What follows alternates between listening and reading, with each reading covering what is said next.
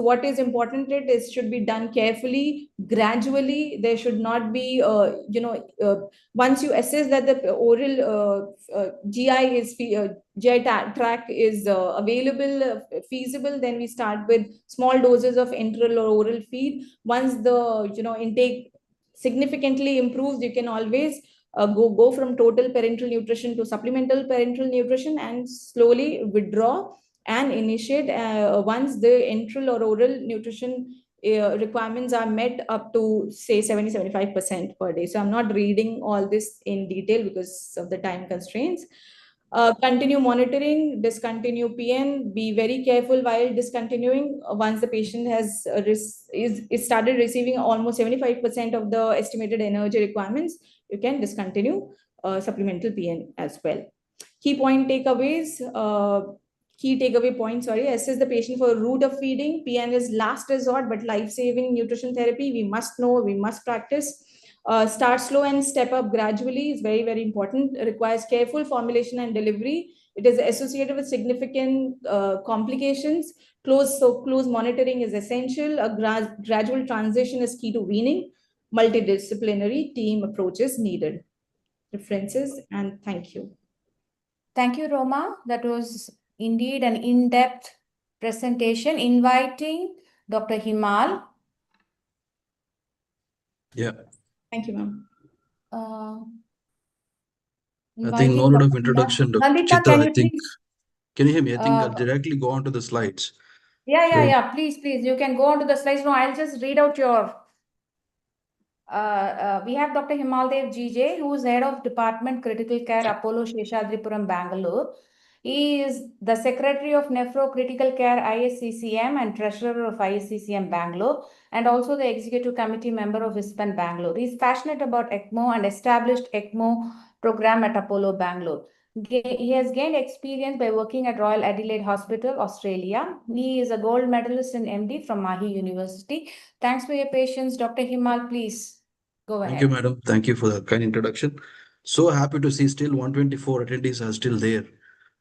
So it gives a lot of, happiness to present this parental nutrition thing. So what I'm going to do is talk more on clinical aspects because Roma has beautifully elaborated everything about parental nutrition, not much left for me.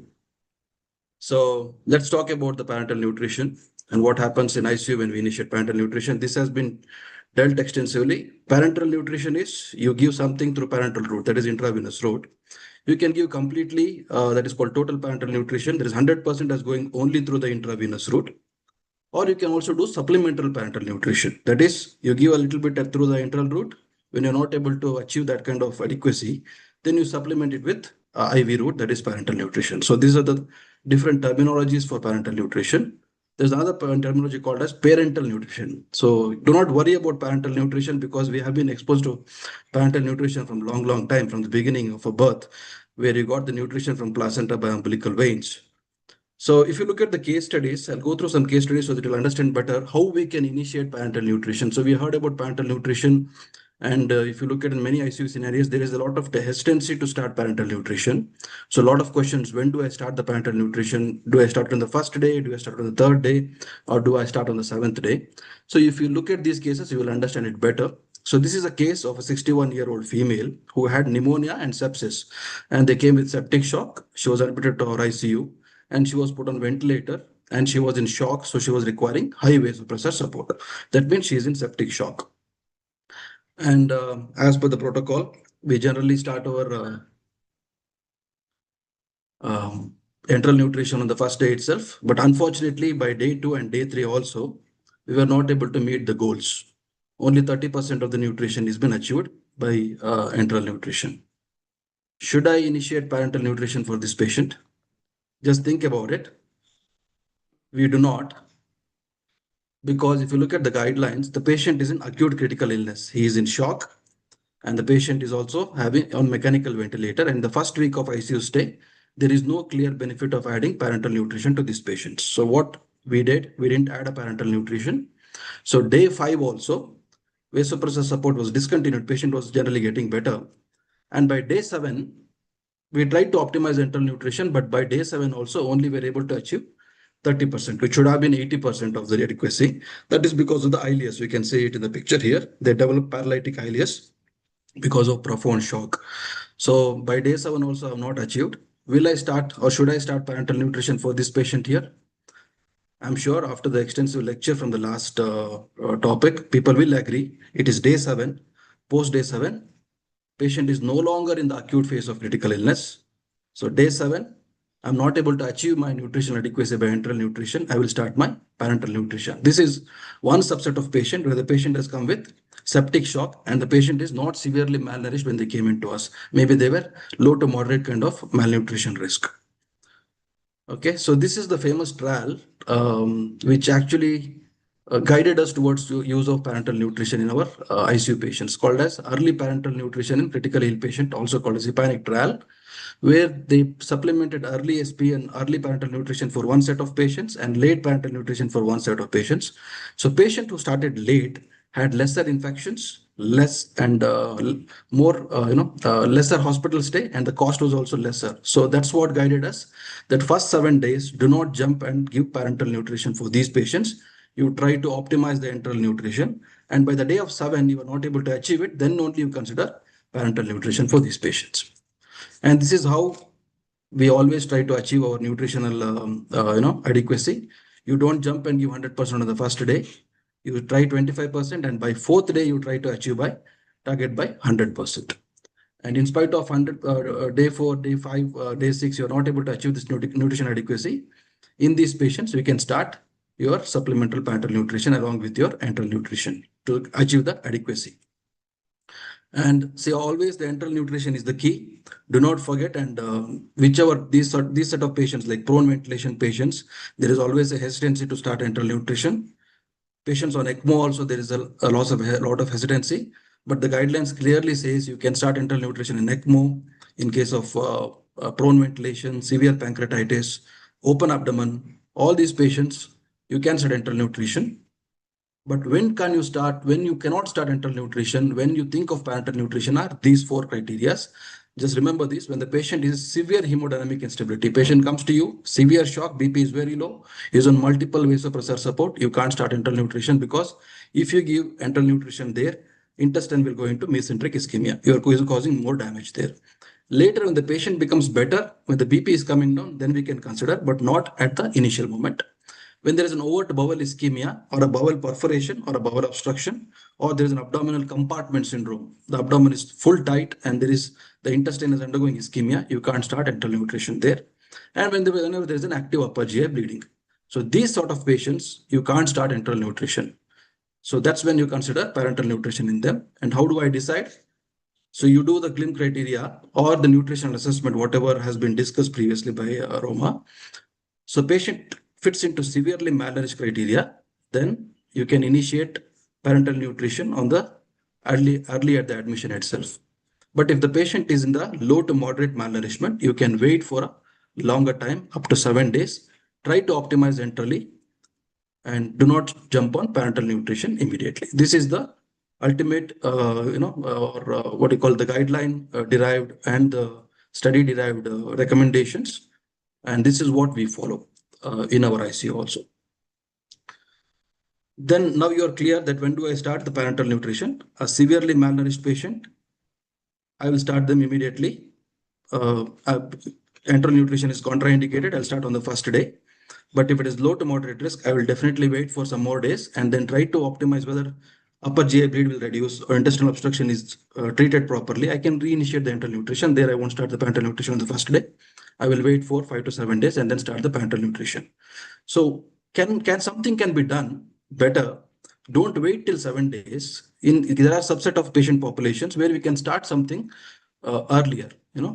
So this is one of the case studies. If you look at it, this was a young man who had an accident and he had multiple organ injuries and he came to ICU. He was also on mechanical ventilator requiring a very high supports for blood pressure maintenance. And he had abdominal injury, so they took him for laparotomy.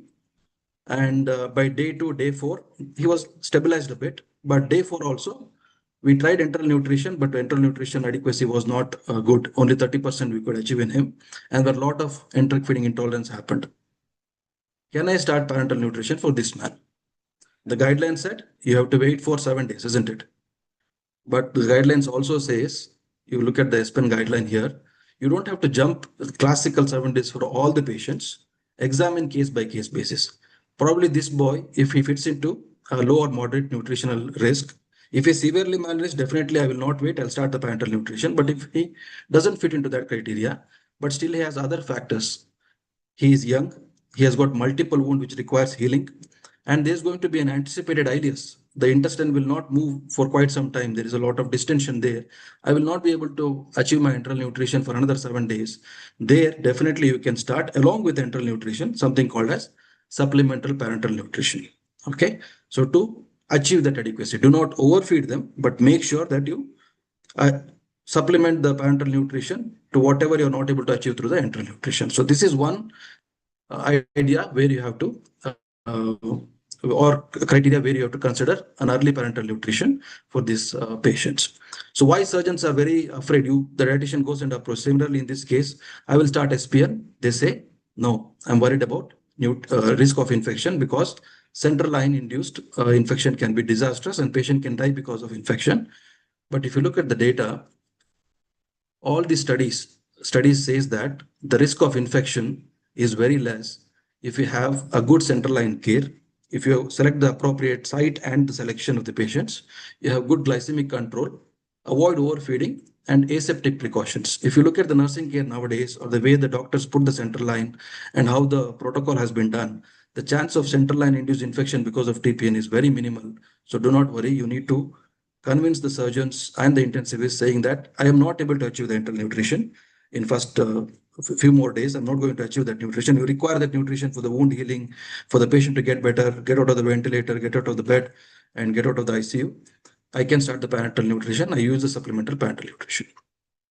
And these are all the studies you can show them and tell them, saying that wherever the parenteral nutrition was used early, at least early supplemental parenteral nutrition, the infections were not very higher. It's almost equal to enteral nutrition early.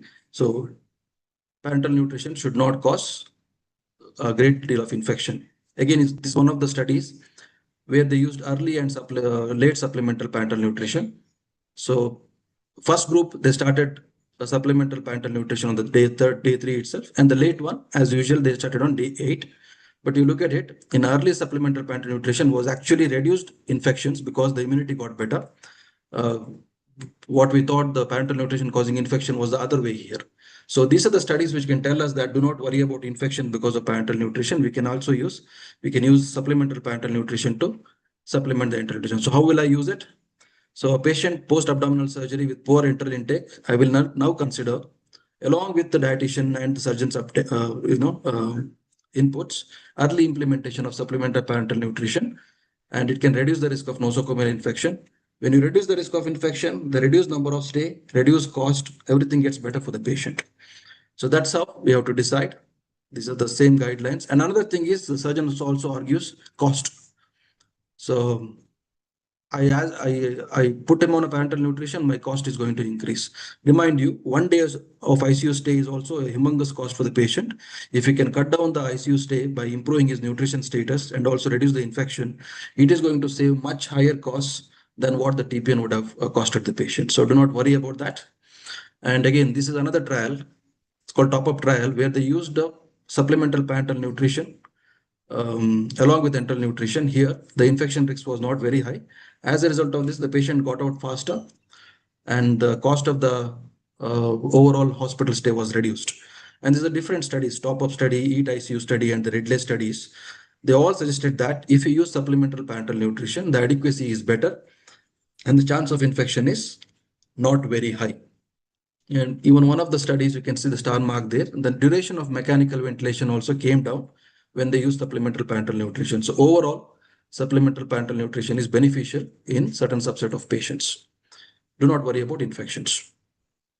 Okay, so finally, the ISPEN guidelines, everybody agrees that in the patient who do not tolerate the full dose of enteral nutrition during the first week of ICU, case by case you assess and then initiate the supplemental parenteral nutrition along with enteral nutrition. What kills is not infection. What kills the patient is caloric overfeeding. That's why you need to do all those calculations. If you have an indirect calorimetry, that could be an ideal way. so that you know patient is not getting overfeeding, because all the complications are happening because of overfeeding, and it has been related to overfeeding. When they did a study where calories administered by EN and PN were similar, there was no difference in infection. So make sure that you don't overfeed the patient. I know that many of them don't have an indirect calorimetry, but you might have to supplement with your clinical judgment and also use your predictive equations so that you don't overfeed the patient. So this is what you do to reduce the risk of overfeeding. You can use indirect calorimetry. And this is the ISPEN guideline clearly states that conclude everything. If the patient is in critically ill patient and not severely malnourished, and he doesn't fit into this abdominal surgery and all those criteria, septic patient, shock patient, wait for 7 days. Patient is severely malnourished, you can start them on the first day of parenteral nutrition itself. If the patient is undergoing abdominal surgery and you're not able to achieve your enteral adequacy by day 3 to 5, you can decide on supplemental parenteral nutrition to this subset of patients. That's the final culmination of how do you choose the parenteral nutrition for all these patients. So a couple of questions I have, so you can unmute and answer if you have, so this is one of the questions. So risk factor for negative outcomes, whatever we discussed, is it the way we prepare the thing, or is it aseptic technique? If you use aseptic technique, or is it giving 100% nutritional needs within 24 hours, or allowing permissive hypoglycemia, which is more negatively associated with parenteral nutrition? Which option? Anybody want to unmute and say? Sir, I think B. Okay. Any answer? Using Are you okay with C? C. Is it okay? C is 100%. C. Yeah. So the master has spoken. There's no other thing. Yeah. So C, you see, aseptic technique definitely reduces the chance of infection, and it is beneficial. And allowing permissive hyperglycemia has no role. So the idea is to tell you is avoid overfeeding. That's what. Do not try to dump everything on the patient on the first day. That is going to kill the patient. It is not the infection per se. So the second one is, after all this discussion, a patient comes to you. This is a patient, an abdominal surgery patient, who comes to you who is moderately nourished, and you started enteral nutrition and you are not able to achieve the enteral nutrition. When do you start the parenteral nutrition for these patients?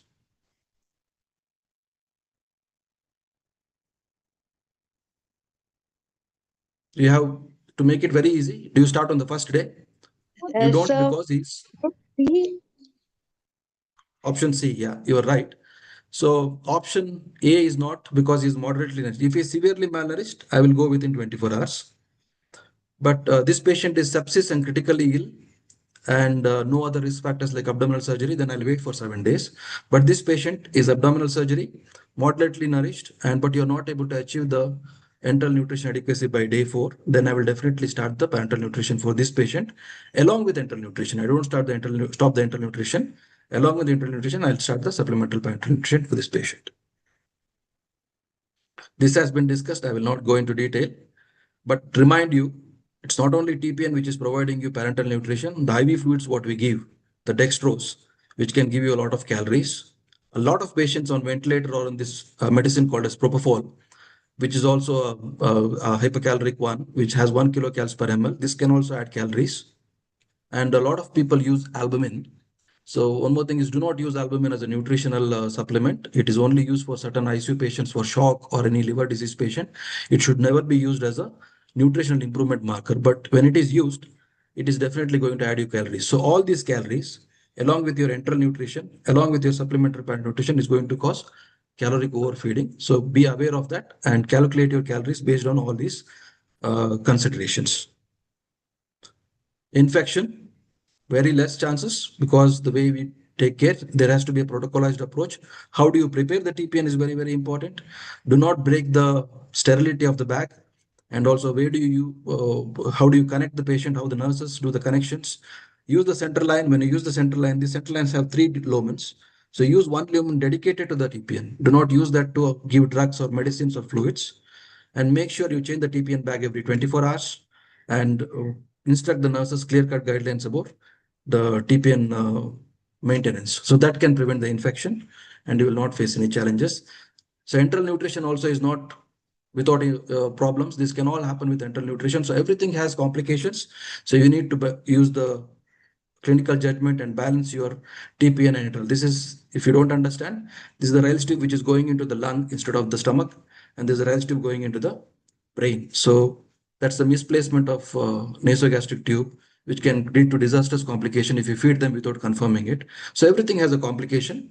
So make sure that you balance it out so that you don't harm the patient, and make use of all the available features to help the patient. Always use gut, because translocation is what is going to kill the patient. So at least minimal trophic feed centrally is very, very important. That's why we probably don't jump on parenteral nutrition on the first day. We try to optimize the gut. Don't overload them when they're in severe shock, because it goes to intestinal ischemia, but use the gut whenever it is the right time. This is one scoring system where when we use the vasopressors, we always use the scoring system called as WIS scoring system. I think this is beyond, is only for the intensivist. When it is more than 10 or WIS score is more than 14, we have to be very cautious. It can cause intestinal ischemia. If it is less than 14, you can gradually start your trophic feeds. This is the various ways you can give TPN. This is a central line, what you can see in the neck. You can also put central line in the subclavian. That is another way. Sometimes, very rarely, we also use femoral, but femoral is avoided. Femoral in the leg, because leg has a lot of chance of infection. So try to avoid giving parenteral nutrition in the catheter which has been used in the leg. Okay, always prefer the jugular one. Sometimes we also put something called as peripheral PICC lines. That's a long central line which goes to the heart. That's called PICC here. You can see it here.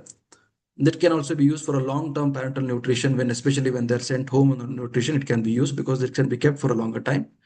And the other one, of course, the peripheral parenteral nutrition. That is a normal IV cannula. You can use peripheral parenteral nutrition. This is how the central nutrition and the peripheral parenteral nutrition is being given. This is a central line and this is a PICC line. Now, we talked about indication for parenteral nutrition indications. Is there any contraindication for TPN? Can anybody tell me what is the main contraindication for TPN?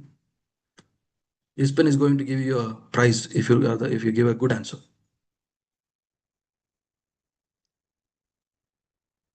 What is the main contraindication? When you will not give TPN? People are there. I don't know how many are there still. Come on, why you don't want to give TPN?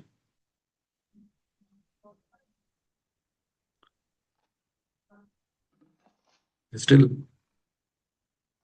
the fully functional gut. If the gut is working, if you're able to give enteral nutrition, that itself is a contraindication for TPN. Do not venture. Gut has to be optimized.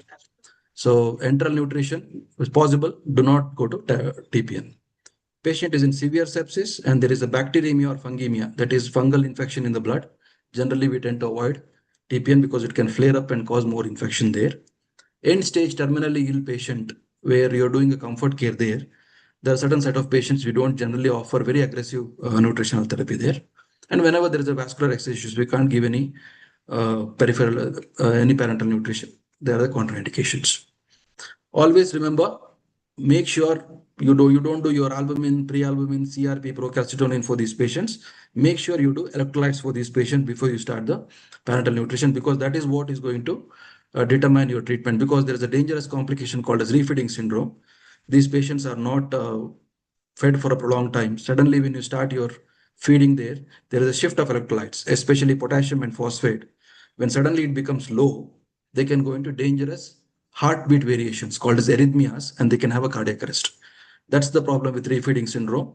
So always measure your electrolytes before starting the parenteral nutrition. If the phosphate is low or the potassium is low or any other electrolyte is low, supplement it and then you proceed with your refeeding syndrome. Proceed with your TPN. Another way to reduce the refeeding syndrome is start gradually and proceed in a staggered manner. That's how you avoid refeeding syndrome. And again, do not forget the thiamine supplementation, because if you look at the older article long back, there are a lot of patients. It came in one of the bigger one. I don't remember, but so people started on parenteral nutrition, but suddenly there were a lot of deaths noted, And because death is because of severe metabolic acidosis, and they try to trace the causes of acidosis, and they finally found out it because of metabolic acidosis because of thiamine deficiency. Since then, people are supplementing thiamine in TPN, and that cause of acidosis has significantly come down. It can also reduce Wernicke's encephalopathy. So do not forget thiamine and trace elements whenever you give parenteral nutrition. And also fluids. I'm just stressing on the facts which Roma didn't stress upon. So fluid is also very important because you're already giving 1000 ml extra through IV and also enteral, and patient with renal failure or a severe cardiac failure or a liver failure with ascites, they cannot tolerate that much of fluid. So you need to balance that fluid whenever you calculate the TPN dosage. And the most important thing is osmolality of the parenteral nutrition. Whenever you're doing the central line, when you use the central TPN, you see the osmolality is very high. You can't give that to the peripheral line because the osmolality should be very less. Otherwise, it will extravasate into the peripheral line and can cause gangrene there.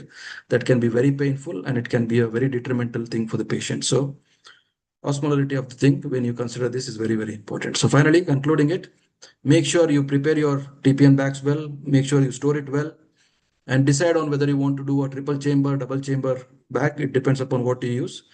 And always remember the electrolyte corrections, give vitamins and trace elements. Always keep one single dedicated line.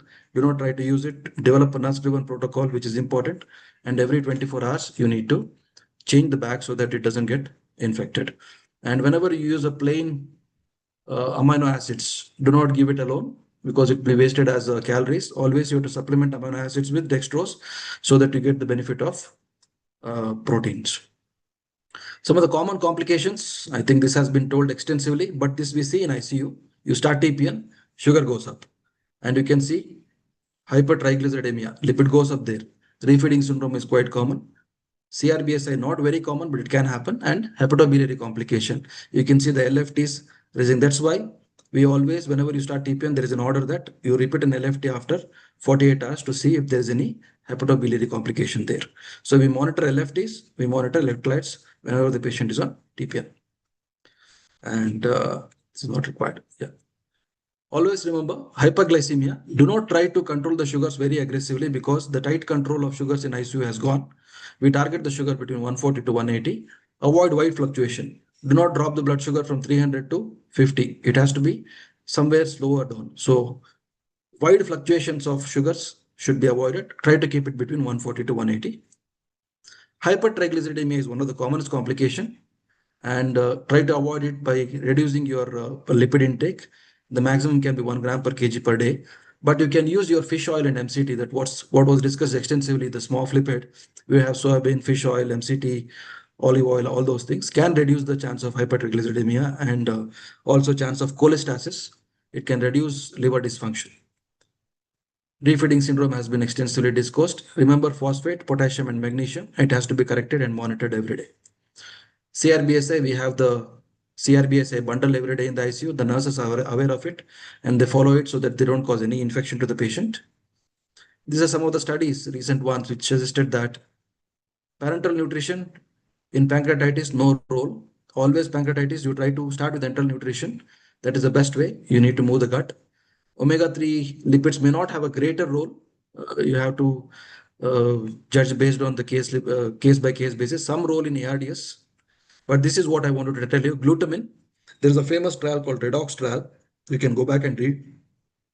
If you use parenteral nutrition, there is parenteral glutamine. It is in a sepsis patient, in ICU patient, it is very harmful. So it should not be used. So avoid that. The role for glutamine in ICU is only in a case of burns patient and a trauma patient. And sometimes post-surgical patients, some people consider it, but there is no strong, robust evidence for that. But burns and trauma patient, there is a strong evidence we can consider enteral glutamine in these patients. Yeah, so that's the final takeaway.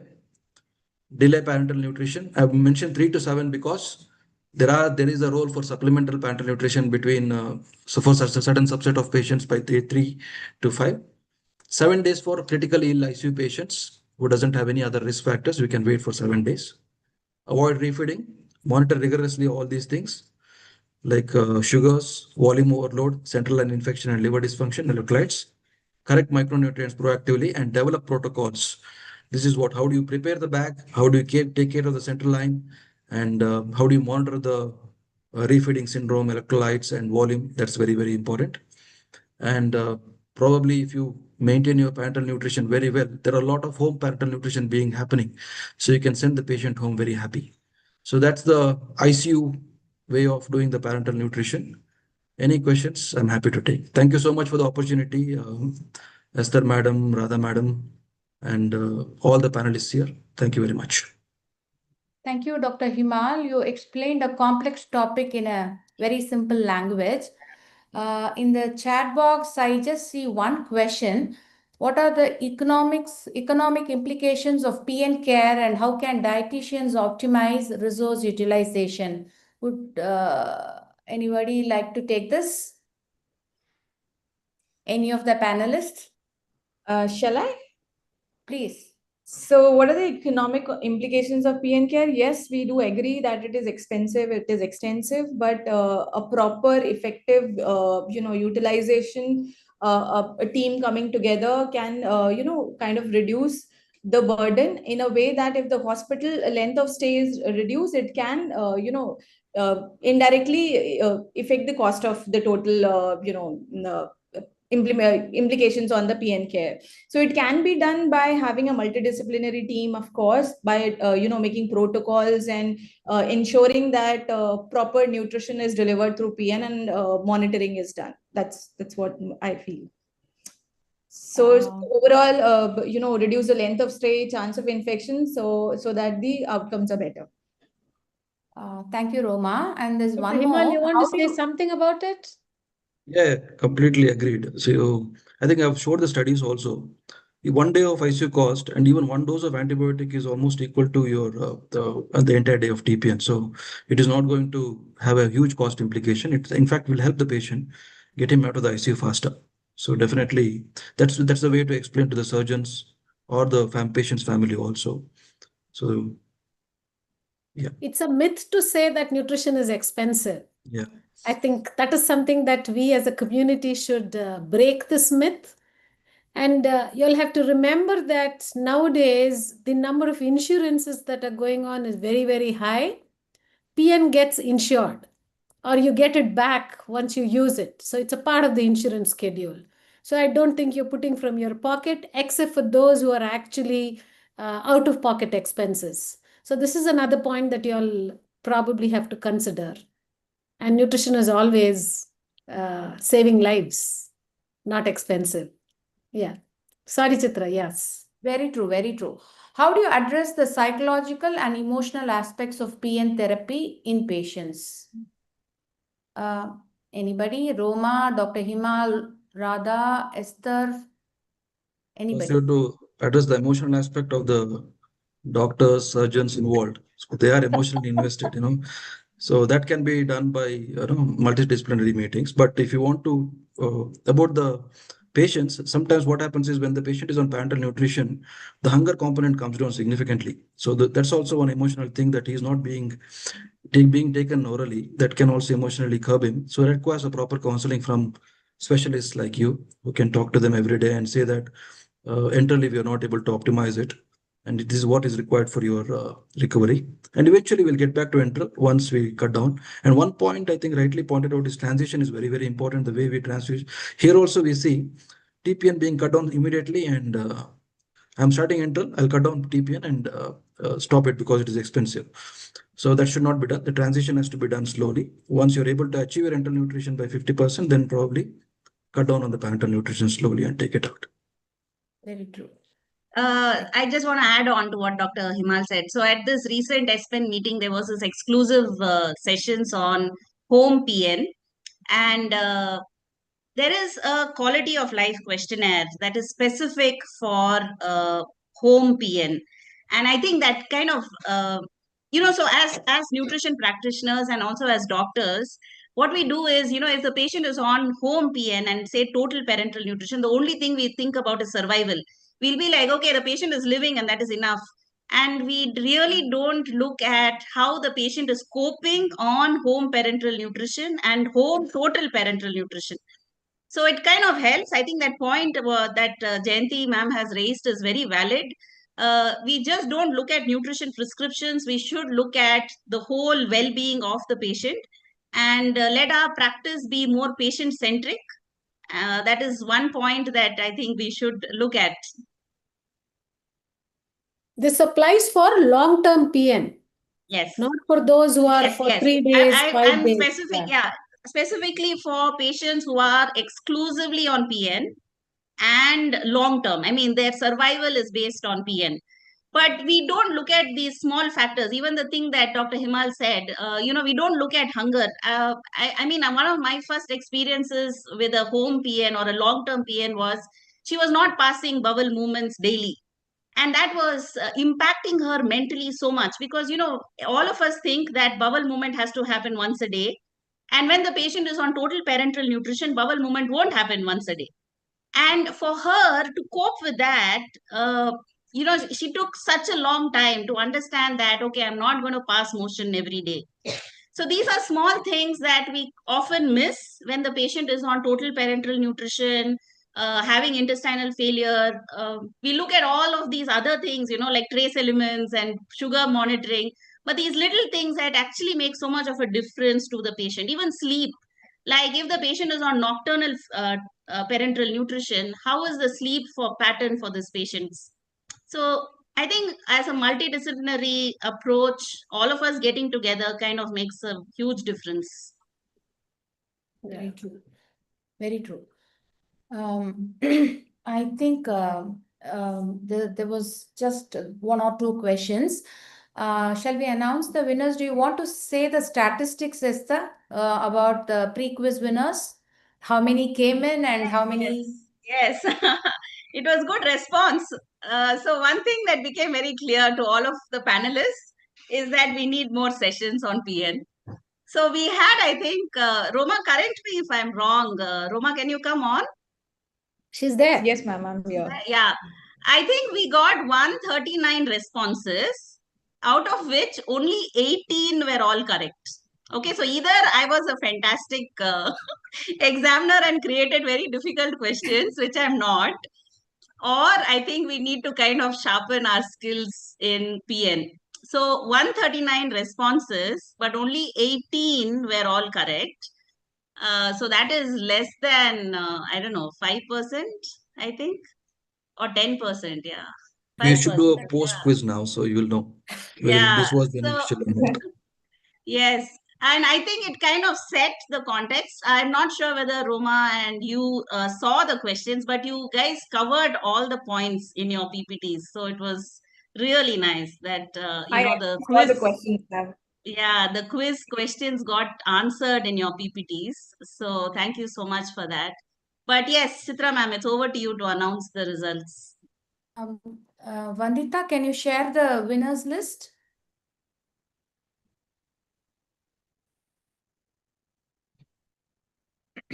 Vandita?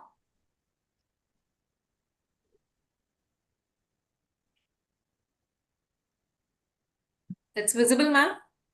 Yes. Yes. So congratulations to all the winners. The winners are Ms. Shweta from PSG Hospital, Coimbatore, Ms. Shipra Parikh from Shalby Hospital, Jaipur, Mr. or Dr. Pramod Sood, Geetanjali Medical College and Hospital, Udaipur. So congratulations to all of you.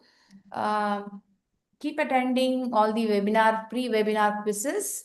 And thank you. Shall we wrap it up? I thank the speakers, Ms. Roma Gupta and Dr. Himalde, for excellent presentation, and the other panelists, Dr. Radha and Esther, for giving in your inputs. Thank you, Vandita, Excellent Nutrition, for supporting us in this webinar. Thank you very much. Thank you. Thank you so much. Thank you for the opportunity. It's the next Bye-bye. question.